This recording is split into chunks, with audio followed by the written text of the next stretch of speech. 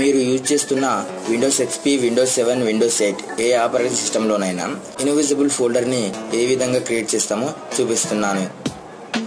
Invisible ఫోల్డర్ని ఎందుకు create చేస్తామంటే, మన సిస్టంలో ఇంపార్టెంట్ ఫైల్స్ కొన్ని ఉండి మీ సిస్టమ్ని మీరు కానీ మీ ఫ్యామిలీ మెంబర్స్ కానీ యూజ్ చేస్తున్నారా?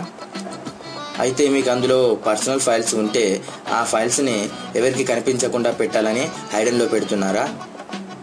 ఓకే, హైడెన్లో పెట్టి మర్చిపోయి ఒకవేళ డ్రైవ్ను కానీ పెన్ డ్రైవ్ని కానీ ఫార్మాట్ చేసినప్పుడు హైడెన్ ఫైల్స్ కూడా డిలీట్ అవుతుంటాయి. అందువలన అలాంటి ఫైల్స్ డిలీట్ కాకుండా మనకు ఫోల్డర్ లాగా ఉంటూ కానీ కనబడకుండా ఉండాలి అనుకుంటే మీరు ఇన్విజిబుల్ ఫోల్డర్ని క్రియేట్ చేసి వస్తుంది. ఆ ఇన్విజిబుల్ ఫోల్డర్ని ఏ విధంగా క్రియేట్ చేస్తామో ఈ వీడియోలో చూపిస్తున్నాను. చూడండి, మీ డెస్క్టాప్లో అయినా కానీ మీ డ్రైవ్లోకి అయినా కానీ ఏ డ్రైవ్లో C drive, D drive a డ్రైవ్లో అయినా కానీ ఇన్విజిబుల్ ఫోల్డర్ని క్రియేట్ చేయవచ్చు. ఉదాహరణకి నేను మీ డెస్క్టాప్ పైన రైట్ క్లిక్ ఇచ్చి న్యూ అనే ఆప్షన్ ఎంచుకొని తర్వాత ఫోల్డర్ అనే ఆప్షన్ ఎంచుకోండి. ఓకే, చూడండి మనకు డిఫాల్ట్ నేమ్ న్యూ ఫోల్డర్ అని వచ్చింది. ఇక్కడ ఫోల్డర్ కూడా క్రియేట్ అయింది. ఓకే, ఈ ఫోల్డర్ని ఇన్విజిబుల్ ఫోల్డర్లోకి మార్చాలి. మనం ఏ విధంగా మార్చుతామో చూపిస్తాను. ఫస్ట్ మీ న్యూ ఫోల్డర్ని నేమ్ రీనేమ్ చేయాల్సి వస్తుంది. అక్కడ న్యూ ఫోల్డర్ అని డిఫాల్ట్ నేమ్ వచ్చింది, దాన్ని డిలీట్ చేస్తున్నాను. ఓకే, బ్యాక్ స్పేస్ కానీ డిలీట్ బటన్ కానీ ప్రెస్ చేయడం వల్ల అక్కడ ఉన్న డిఫాల్ట్ నేమ్ డిలీట్ అయిపోయింది.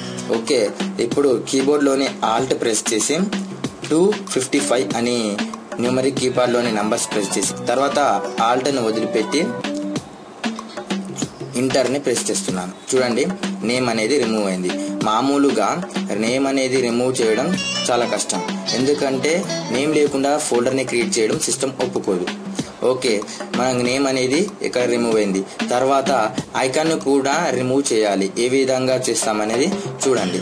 ఇక్కడ ఐకాన్కి రైట్ క్లిక్ ఇచ్చి ప్రాపర్టీస్ ఆప్షన్ ఎంచుకొని తర్వాత కస్టమైజ్ ట్యాప్ పై క్లిక్ చేసి తర్వాత ఇక్కడ చూడండి చేంజ్ ఐకాన్ అని మనకి ఒక బటన్ కనబడుతుంది. ఓకే, ఈ బటన్ పై క్లిక్ చేస్తున్నాను. ఓకే, చూడండి మనకి చేంజ్ ఐకాన్ ఫర్ ఫోల్డర్ అనే ఒక చిన్న డైలాగ్ బాక్స్ వచ్చింది. ఇందులో చూడండి చాలా రకాల ఐకాన్స్ ఉన్నాయి, కానీ మనకు కావాల్సింది ఇన్విజిబుల్ ఐకాన్, అంటే అక్కడ ఏమీ ఉండకూడదు. చూడండి, ఈ 3 ఐకాన్లలో ఏమీ లేదు.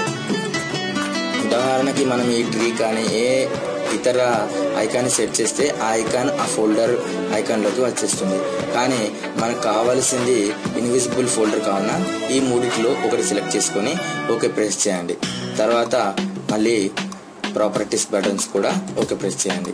తర్వాత చూడండి మనకి ఇక్కడ ఫోల్డర్ ఉంది కానీ మనకు కనిపించడం. చూడండి, అక్కడికి వెళ్ళగానే చూడండి ఇక్కడ సెలెక్ట్ కావడానికి ఉంది.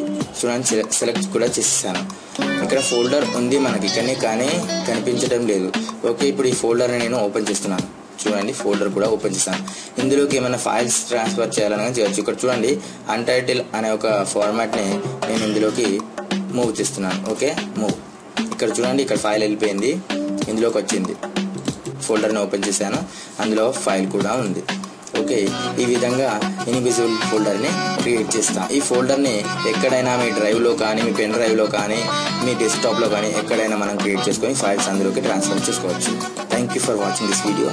మరిన్ని ఇలాంటి టెక్నికల్ ట్రిక్స్ కోసం నా ఛానల్ని సబ్స్క్రైబ్ చేసుకోగలరు. అలాగే ఈ వీడియో మీకు నచ్చినట్లయితే మీ ఫ్రెండ్స్ కూడా షేర్ చేయగలరు. Thank you friends.